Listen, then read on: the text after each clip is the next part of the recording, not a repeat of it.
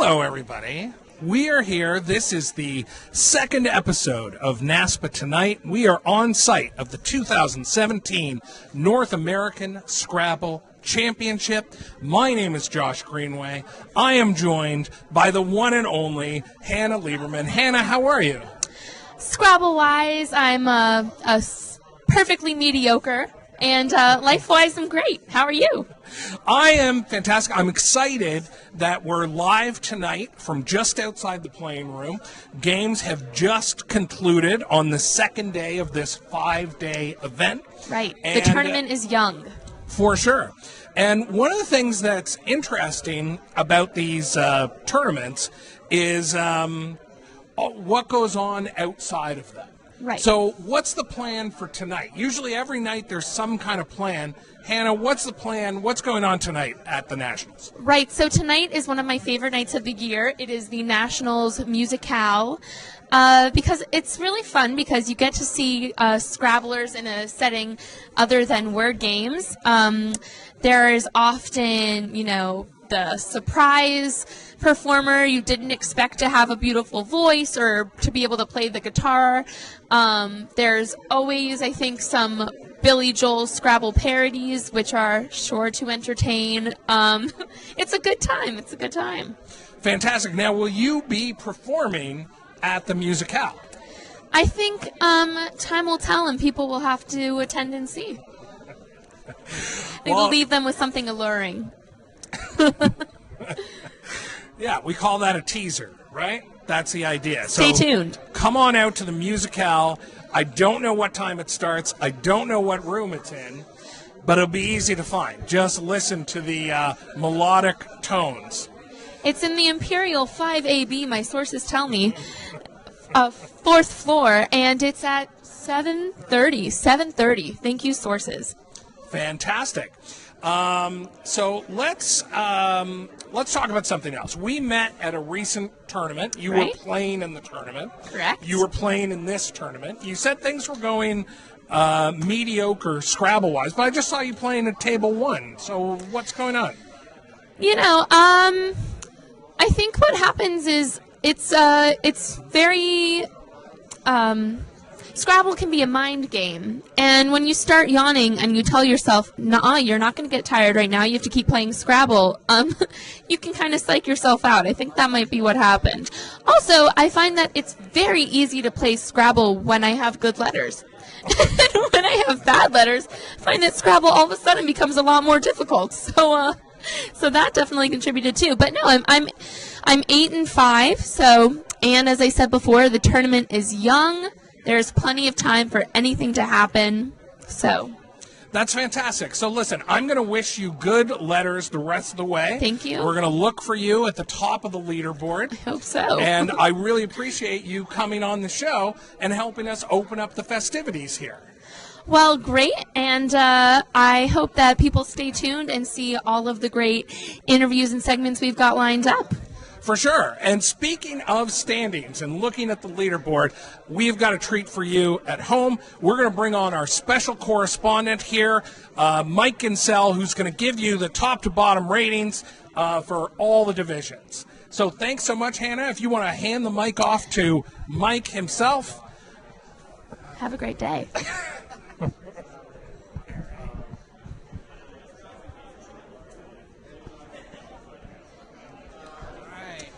Here we go. It's the one and only Mike Gincel. Hey, Scrabble people. Who's coming off a big win here at the end of the day. Finally, a win. Goodness gracious. I thought I was about to be cast off in this, man. That's just for you. Security. Security. There's a random Jesse. Security. So, here's what we're here to talk about. This is what everybody wants to see.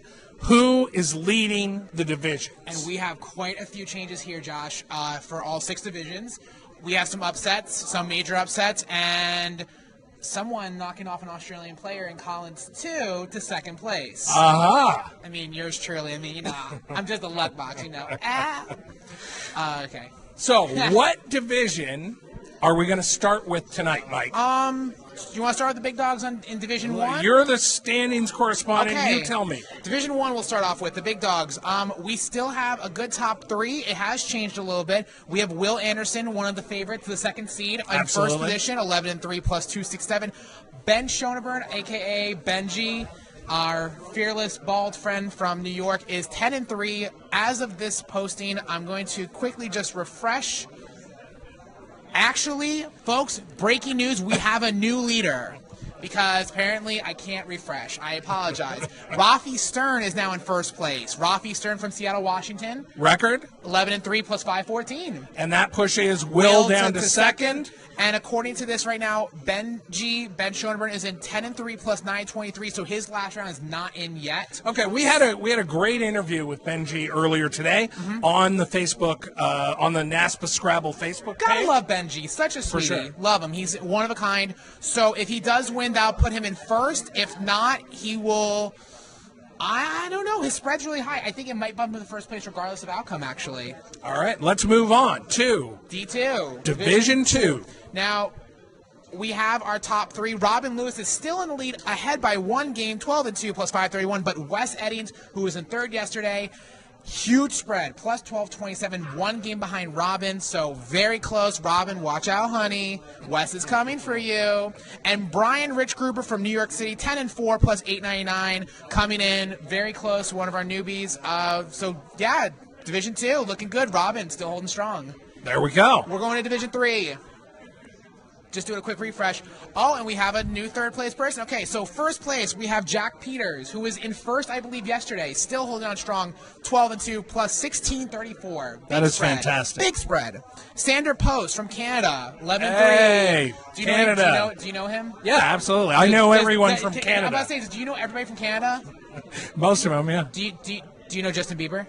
Avril Lavigne? Oh. Celine Dion? Oh, I would love to. Do you drink maple syrup? And ketchup chips?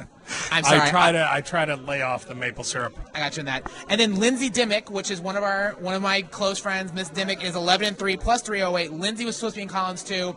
She decided to go to TWL. And clearly it has paid off for her. Lindsay, a very dear friend, a New Orleans native. She's actually from Baton Rouge right now. Very happy for Lindsay. Lindsay's been a frequent sparring partner of mine. We've played down to the wire at a few tournaments, so we'll look for her on the leaderboard. Speaking of Lindsay's, we're going to Division 4. Look at that. That was a great cutaway, or tearaway, whatever way. It was. I'm segue. I'm really good at this. Lindsay Barra, Lila Crotty's daughter, is still in first place, a commanding 12-2 lead, plus 757, but we have someone coming on her with spread. Charlie Williamson from Washington, D.C., 11-3, plus 868. And then Rebecca Nance still in third place, 10-4, plus 882. So Lindsay is still holding on strong. And we are doing our thing. We got a telecaster there. All righty. Fans. Keep going. Let's keep going with the standings. I get distracted by shiny things. I'm sorry. Okay. Collins 1. We have a new leader. It's Joey the K. Joey the K. Joey Kravchik is 11-3 plus 618, and he's carrying around a boombox for some reason. He's bringing music to Collins 1. I saw him earlier today with a Walmart boombox that he's very proud of. Okay. Austin Shin, the British are invading Collins. He's in second place, 10-4 plus 881, very close by. And, of course, our resident goofball, Evans Clinchy, is in third, 10-4 plus 564. And we're still waiting to see what happens with Dave, right? How's Dave doing? Dave is in fifth place. He actually has risen pretty well. I have no clue where Nigel is. I think Nigel is in the top 8 for Division 1, but Dave is not far behind, had a very good afternoon. Tim Weiss is not far behind either, and Sam Rosen's in the mix as well. So very close still for Collins 1. Collins 2. We have Lila Crotty in first place, Lindsay's mom, 11-3 plus 1093. Keeping it in the family. Keeping it in the family. Caroline Polak-Scowcroft, who I just played in round 14. Unfortunately for her, but really great for me. I won 436-270, drew everything in the bag, and I live to fight another Scrabble day. She is 11-3 plus 63. And my arch nemesis, a.k.a. my roommate, Greg Feldkamp, who beat me by 404 today. That's right, 404. It was just a bleep smacking all around good time for Mr. Feldkamp. He is 10-3, so that is showing that he is not finished his game yet. If he wins, it will bump Lila out of first. He is 10-3 plus 1302, and a third of that spread's mine. So I was going to say, his spread's probably pretty good. Part of the check, Greg. Okay, so here's what we're going to do. That is the standings update. And what's really exciting is we have a feature interview that is coming up right now. Shut the front door. Who is it? Who is it? I know. Is it Beyonce? I know Oprah. many of our Ellen. viewers. I know many of our viewers. I hope it's Ellen. Are like, where's Conrad? Where's Conrad? Who? You don't have to wait any longer. Oh my God. Conrad will be taking care of the interview. Mike and I are going to take a little break here, and we have two Hi, Mom. very special guests. We've got Jesse and Jesse. So let's bring these guys in. Conrad, what do you say? Get in here, you giant nerds. Here we go. And I'll see you guys later. Let's go out that way. That way. And let these guys come in. And like that, I'm going to dash out. Goodbye. Jesse. Go. Oh, this is weird. I'm not doing the interviewing. I'll steal this. I'm gonna let you guys. Yeah. Yes, you guys. We fit in. Is this like one of those really awkward photo booth pictures? It's basically a really awkward photo booth picture. Sandwich, but we should be sandwiching Conrad, so it doesn't quite work. It's a Bay Area sandwich because I'm not in the Bay Area. Maybe The New York sandwich. I guess the New York sandwich. Because we both currently live in New York. Okay. All right. Fair enough. Yeah. Bye. You're the Ken Rubin. That was a Scrabble joke. I apologize. All right, so Jesse's. We've got Jesse Day and Jesse. No, I'm just kidding. No. We have Jesse Matthews here. We have Jesse Day over there. He's going to lean in a tiny bit more into this photo here. Actually, I'll even scooch over a tiny bit more. All right, we're going to start with Jesse Yellow here. So where are you from? That's a tough question to answer. Okay. But I live in New York City, and I was in the Bay Area for 7 years before that. Okay. And where are you from? I currently live in Vancouver, where I was born, but I've hopped around Western Canada in the meantime. We're going to come back to your guys' travels over time here. Jesse Day, how did you first start playing the game of Scrabble? I was bored as a senior in high school, and I'd applied to colleges and didn't have much else to do, so I started playing online, and I was terrible when I started, but got hooked. Cool. And tell me about your first tournament. My first tournament was the newcomers event at the 2005 Boston area tournament, the BAT. And I lost my first two games, and I was kind of cranky, and then I won my third game by 350 points. I was like, maybe I can do this. And was there anyone else in your family playing in that tournament? My mom has played tournaments in the past. She was not at my first event. Your second tournament. But at my first weekend tournament, my mom and I were in the same division for the only time. I went 12-2, and my mom went 2-12. But she's got some game. She improved after that. Yeah. And moving on to the other Jesse, how did you first start playing the game? I started playing online on Yahoo Literati, actually. It's a variation on Scrabble with a different tile distribution and different board setup. That was when I was 14, so 17 years ago I started playing online, and I met a player on there by the name of James Leong, who some of you may know. He's been the U.S. national champion before in 2007.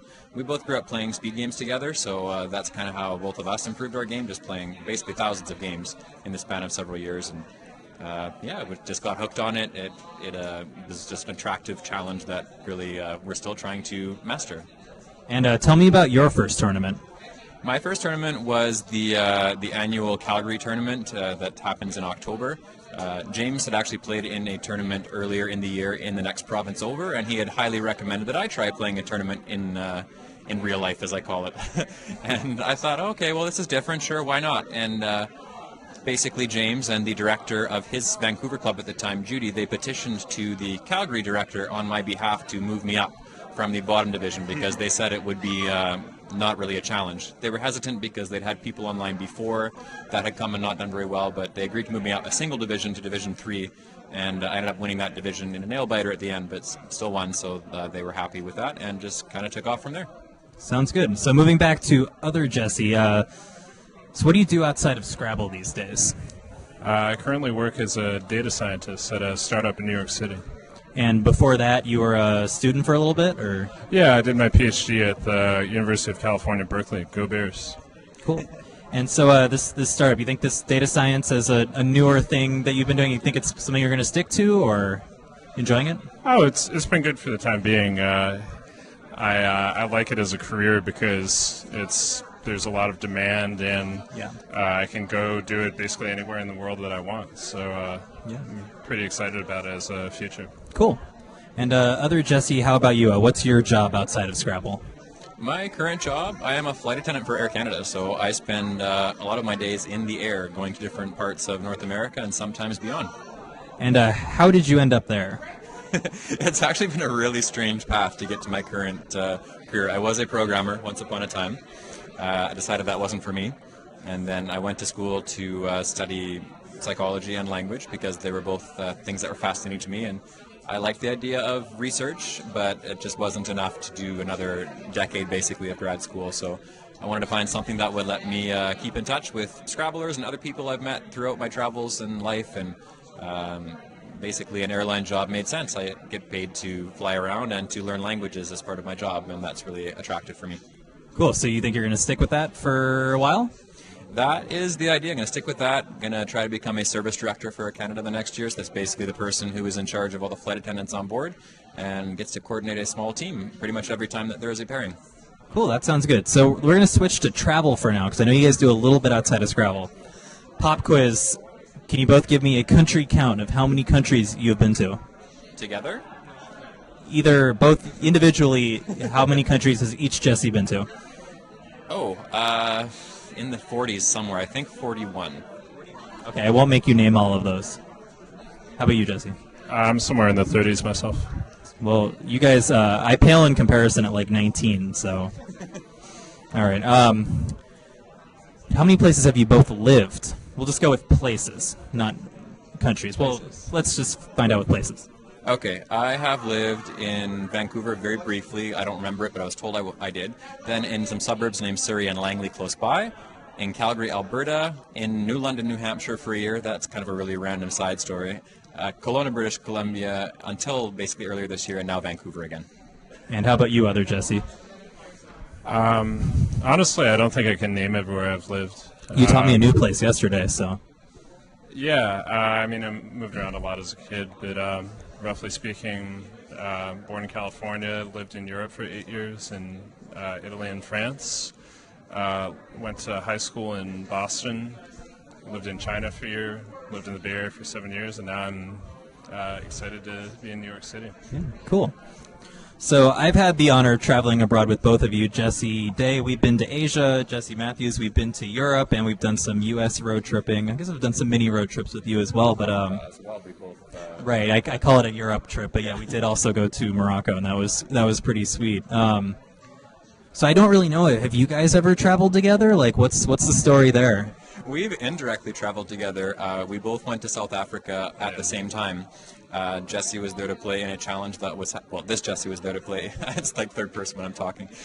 Jesse Day was there to play in a tournament, and I knew there was a tournament going on, but I didn't really want to play in it. I just wanted to explore a new country, and other people that I knew happened to be there. So we got there at the same time, and a mutual friend of ours by the name of Gabriel Wong was actually there on business as well and managed to fit in a layover. So all three of us, for very different reasons, were in the same city just a year and some ago. Cool. So if you two could travel somewhere together, A, could you agree on a place, and B, what would it be? Oh, interesting question. I want to go to Brazil, and you speak some Portuguese. So. I do speak some. I'm not fluent. This man speaks more languages than I do. We're going to get to that. I think definitely São Paulo would be nice to go there. I have not been there yet. But further in the north, like Fernando de Noronha is an island off the coast in the northeast that's beautiful, and I'd love to go there sometime. Basically inland from there in Recife and other spots like that. I'm in. All right, we're going to Brazil. Cool. I'd want to go to Salvador myself, but cool. That'll be good stuff there. All right, so I'll give you each like 30 seconds to a minute to tell me what's your favorite travel experience, or just a favorite travel experience, because I understand it's hard to just have one.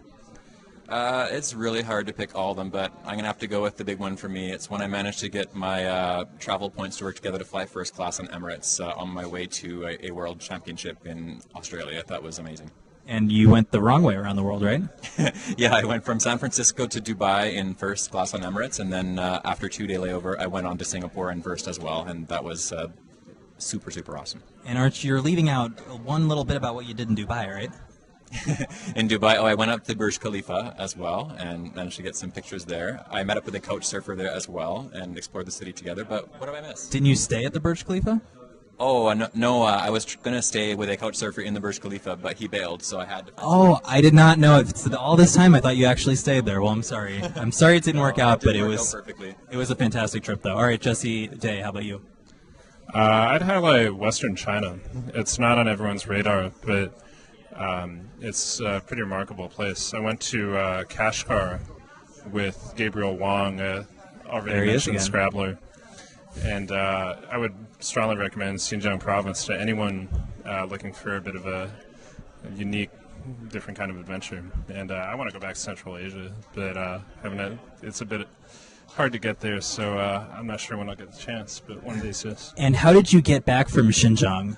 Tell me what that was like. Are you talking about a certain 16-hour bus ride? That is what I'm talking about, yeah. That's one of the hardships of traveling in Central Asia. Things are kind of far apart from each other. So, yeah, Gabe and I spent about 16 hours on a bus. It was just inside of Xinjiang province, but it was shaking so hard it was actually impossible to do anything except for lie in place. Actually, my cell phone shook out of my pants. And we were traveling on a bus that was loaded with construction equipment. So it's a bit of a miracle I recovered my phone, but thankfully I did, in spite of being jolted into submission. Yeah. So all this travel and all these places you guys have lived, I'm sure we've noticed you picked up some languages along the way. Would you both call yourselves polyglots? And if so, what languages do you speak?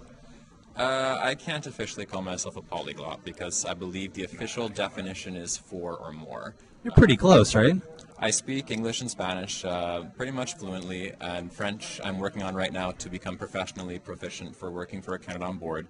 And then Portuguese I can function, but still need to improve. So maybe in a year or two I could call myself one, but right now I would say bilingual and close to trilingual. How about you, Jesse? Yeah, as Jesse mentioned, it depends what kind of standards you use. But I grew polyglot for sure. I don't know. I mean, I grew up going to French school until I was in 8th grade. I lived in France for a bit. Also lived in Italy, so I speak some Italian. I'm fluent in Mandarin Chinese because I lived in China for a year and I was studying there. I speak some Spanish, not as well as I would like, and I studied Thai for a few years at UC Berkeley. So, I mean, 6, but they're all works in progress, English included. Scrabblers, we like to sell ourselves a little bit short every now and then. I'm guilty of it, too. Let's switch back to Scrabble for a sec before Josh jumps back in here. Tell me about your favorite moment in the Scrabble world, or again, one that's up there.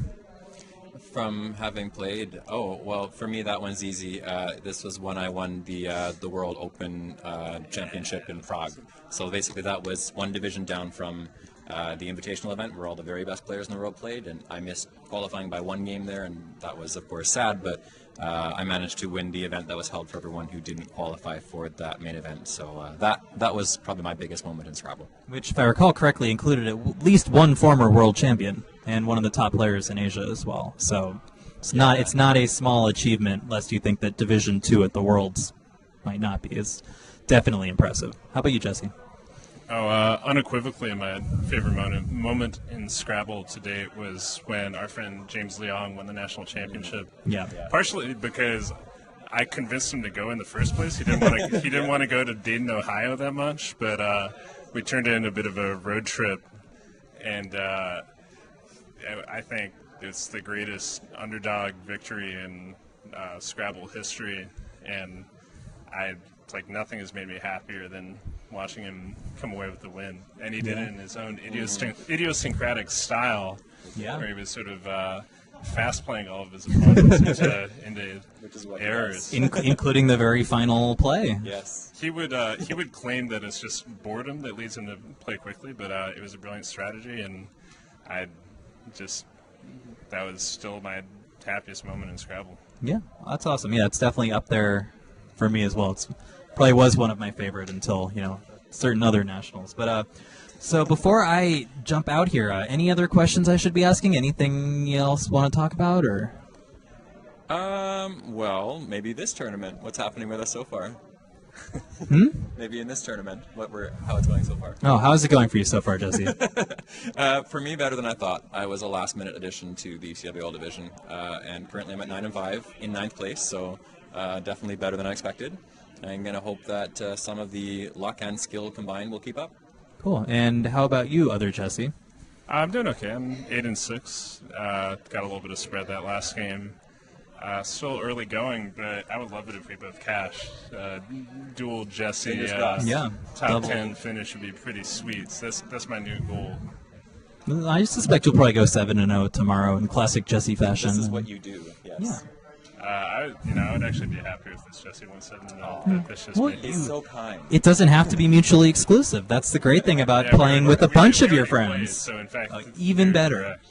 Well, I'm going to jump out here. I just want to thank you guys so much for speaking. I know Josh wants to jump in here and ask you a couple more questions, but I wish you both a lot of luck the rest of the way, obviously. And let's let Josh jump in here. Thanks a lot, guys. Enjoy your dinner. Thank you. See you later. All right, this actually feels like it's time for me to be hosting or transitioning to another segment, but I am not running the show here on social media today. That goes over to Josh on my shoulder here, who's doing a fantastic job from what I've seen so far. All right, I'm going to drop my announcer voice and hand you the mic back. Thanks very much, Jesse, and I'm really excited to join in here. I was excited for this feature interview tonight and was able to listen into the interview, and there was a lot of really interesting information, and I want to share an anecdote from my past, which is when I started playing Scrabble, I would see you guys at tournaments, and I would think, man, these guys are like, not only are they top of the standings, but look at these two physical specimens. They are both super tall dudes, and I don't mind saying so, super handsome dudes as well. Look at you go. So here's the question, because each of you are kind of handsome in your own way. Jesse Matthews, a little more polished. Jesse Day, a little more kind of California style. Diamond in the rough. So here's the question, and I'll take any advice. How do I become a little more handsome? I don't know. Ask your parents. Honestly, maybe perhaps Scrabble. What did Winter call that game where everyone runs around the room and they're playing Scrabble at the same time? Scrabble marathon or something? I would say that might be a way. You get to enjoy Scrabble and get to keep fit as well, which is something that we all like to do when possible. So. There you go. So, and I'll ask Jesse Day, what are your handsome, like for yourself, what do you do to stay so handsome? I have no fashion sense of my own, so I strongly recommend finding someone with fashion sense and make them your significant other. That's or close friend / chooser of wardrobe. I see. Very good. So I've got another question. Now, you may have kind of covered this, but what I'm mostly interested in, because I am, when I do play, I'm nowhere near the top of the standings. And what I enjoy about Scrabble is the community. So what I want to know is, what is your journey been like? Obviously you guys are really accomplished players, but tell me about what you think about, the community, what kind of friends you've made, and what keeps you coming back for more. It is absolutely the people, because the reality is we're all going to have mediocre tournaments and bad ones. We obviously try to play well all the time, but it's not possible or we get unlucky, whatever. And what keeps us coming back is always the people, the friendships that you make across the board and the time we get to spend outside of the tournament room in, say, after-hours activities, such as the ones here at Nationals. So there was the trivia contest yesterday. I believe the musicale is this evening. Yep. Yeah, I think the schedule is still in my head. I've memorized it. But there's some of those activities. We used to do Ultimate Frisbee on one evening of the Nationals every year, but then some of the locations weren't as conducive to playing Ultimate Frisbee, so that kind of dropped off. But maybe we'll get that revived again. You never know. But really, it's all about the time we spend together after hours, either at tournaments or, for me, because I work as a flight attendant, when I am in someone's city for a layover, I can usually contact them on Facebook or text message or something, and we can meet up to play a couple of games. So it's not just tournaments, it's also time that we spend between that really makes all the difference. For sure, and I really want to hear from you, Jesse Day, as well, just because I love that your answer to the favorite Scrabble moment was someone else's success. So tell me what the community means to you and what the journey has been like for you. Yeah, well, in reality, we all grew up together. I started playing when I was 17. I'm 29 now, and most of my close friends in the game I've known for over a decade.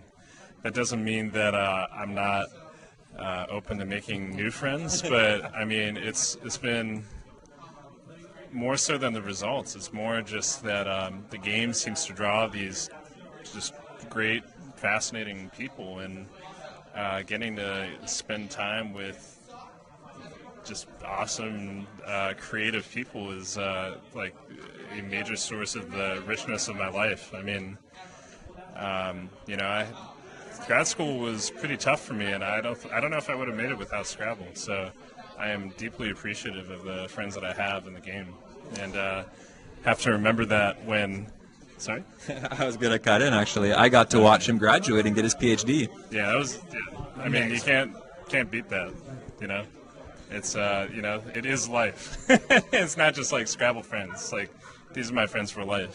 So. Absolutely, and I think that's a wonderful tribute that you just gave, and it really is. The community is amazing. And I know that we've only spent a short time here. I appreciate you guys letting me jump in with some questions, but I'm hoping the three of us come away a little better friends after this interview. Oh, yeah, absolutely. Absolutely. Oh, hello to Jillian, who is watching from home. I see some comments there. Whether I read them out loud or not, I'm not sure. Jesse and I got to have lunch together today as well. For anyone who was in New Orleans and watching, we went to Cochon to get lunch there. It was probably the best meal I've had here so far. You should all go there. And we met some really cool people who are from the Caribbean sitting at the table next to us. Yeah, that was pretty awesome. Nice. And I got to teach Jesse Day a new word from linguistics. It does not work in Scrabble, but I was talking about the Bayesian accent that I was looking for in one of the people, and he thought that I was doing a portmanteau of Asian and then another B in front of it. But Bayesian in reality is actually, it's a word to describe an accent that's from Barbados. Yeah, that was awesome. That's not a part of the world that I knew anything about, and it's always amazing how much this guy knows about all different little linguistic corners of the world. That is awesome. If you want another lunch tip, I am off tomorrow to Mina's Palace. I think they make the best jambalaya in the city, and I do not miss that place when I find myself in New Orleans. So, listen, I want to thank you guys for your time, and, this has been fantastic. Yeah, keep up the good work. It's been a pleasure. Well done. I'm liking what I'm seeing so far and enjoying not having to do it myself for a change. Very good. So that is going to wrap up NASPA Tonight on day 2. We're coming back with 2 more episodes. We start very soon after play around 7 p.m. Eastern at the end of every full day of play. So good luck to you guys the rest of the way. Good night, everybody. NASPA Tonight out.